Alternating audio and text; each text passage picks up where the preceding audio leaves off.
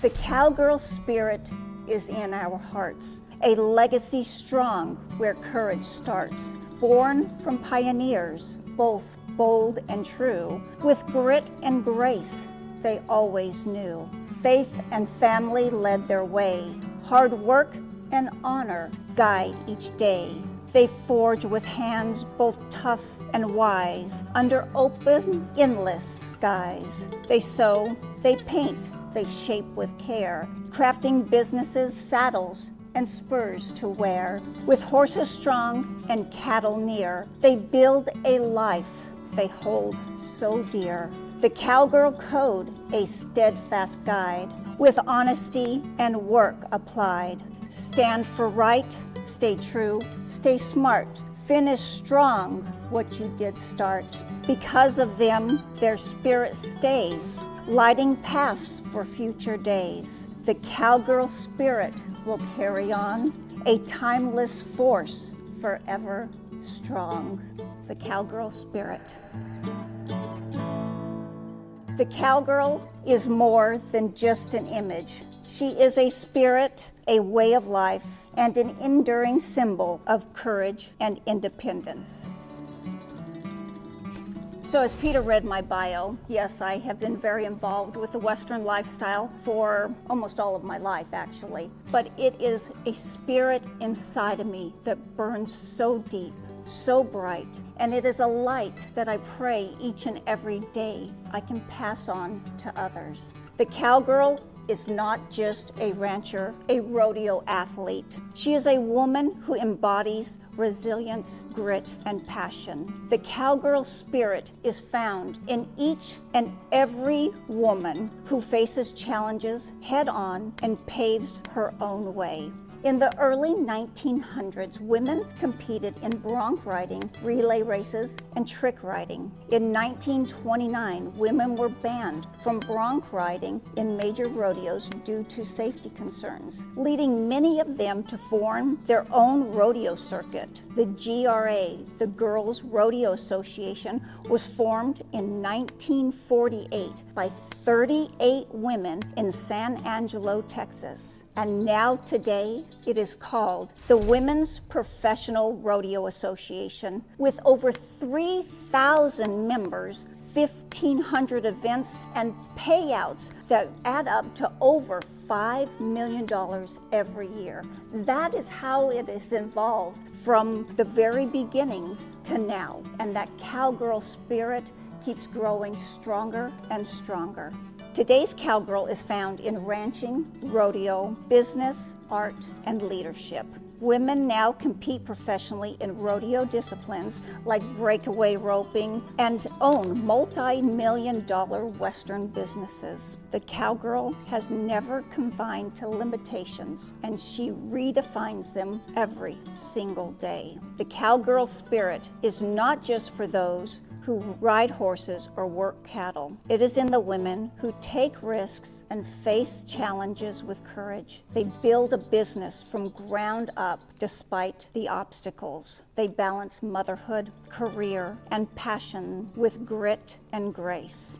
This is a very powerful story. Founded by Tammy Pate to celebrate and elevate women in Western culture, Tammy was a pioneer herself. Tammy had a dream, and she faced her fears. And now, Art of the Cowgirl is what it is today. Tammy's grandma Betty instilled love of horses, art, and the Western way of life in her. In her 101 years, Grandma Betty influenced the lives of so many, teaching girls to cook, sew, paint, appreciate good horses. This was Tammy's inspiration to give back and create something that would touch and impact cowgirls' lives for decades to come. We know that Grandma Betty and Tammy were looking down and watching last week at the 2025 Art of the Cowgirl as they saw their dreams manifest with over 6,000 attendees from all over the world, over 80 vendors, workshops, clinics, master artists, competitors, and the most sought after horse sale in the country. They knew, standing there together looking down, that they had accomplished their goals to pass on for future generations.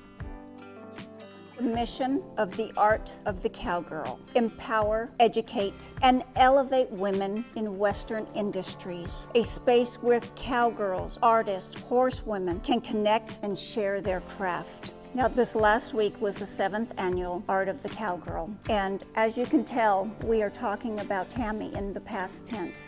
She lost her life in 2023. But like I said, her and Grandma Betty were looking down as this was the largest women's cowgirl event in the country. It was filled full of entertainment, education, competition. And like I said, it wasn't just inspiring women, it was inspiring everyone. The men, the children, the families, and as each person left there, they wanted to be a part of that cowgirl spirit. After I experienced this at the Art of the Cowgirl, I knew I had to be a part of this because this is something that will go on for generations and generations. I took a workshop with somebody I had been admiring. I knew her on social media, watched her. Judy Wagner, she had first started a rope company, a nylon rope company for ropers when it was not the cool thing for a woman to be doing this. She ended up selling the business and then for over 20 years worked as CMO for Montana Silversmith. And Montana Silversmith is the top buckle company in the world. You see them on the world champion cowboys and cowgirls. You see the buckles on Miss Rodeo America. They are the most sought after buckle, and Miss Judy was the marketing director for over 20 years. So when I had the opportunity to take this course, I wasn't sure what I was going to be expecting, but I knew I wanted to meet this lady. I wanted to learn how she had morphed, not into one of the most powerful women in the Western industry, but also as a mother and as a cowgirl and as a mentor. And she took some time, just her and I, one-on-one, and I may get emotional with this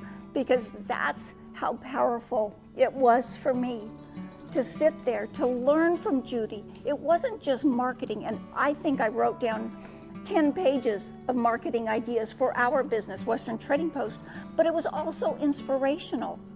And she had men and women in there that were writing ideas down, that were all coming together, not just as individual companies, but as one, all having that cowgirl spirit inside of them. After I experienced this at the Art of the Cowgirl, I knew I had to be a part of this because this is something that will go on for generations and generations. Just like Judy being a mentor and doing a workshop, she touched my life tremendously.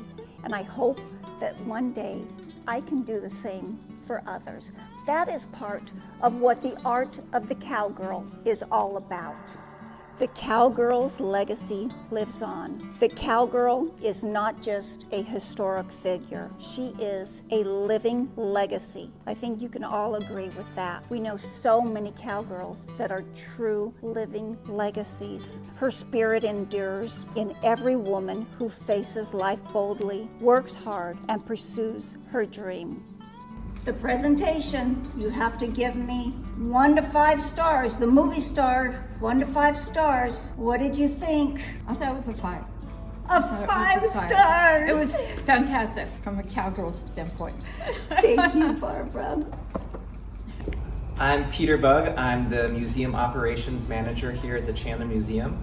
We just got done with a History Bites presentation by Bobbi Jeen, and she told us all about the Art of the Cowgirl, the Art of the Cowgirl Foundation, what it means to be a cowgirl, the Cowgirl Spirit. I think everybody learned a lot. We had some people who'd seen her before, some people who came specifically for this presentation, as well as some people who are our regular guests, and they always trust what we do, and they wanted to come and see what this was all about. Now, Peter, did you enjoy the presentation yourself? Oh, of course, yeah. Yeah? I learned a lot. I've lived out here in the West since 2006. I don't consider myself a cowgirl, but you proved me wrong. But everybody has that cowgirl spirit, don't Exactly, they? yes. That's what I learned in the presentation.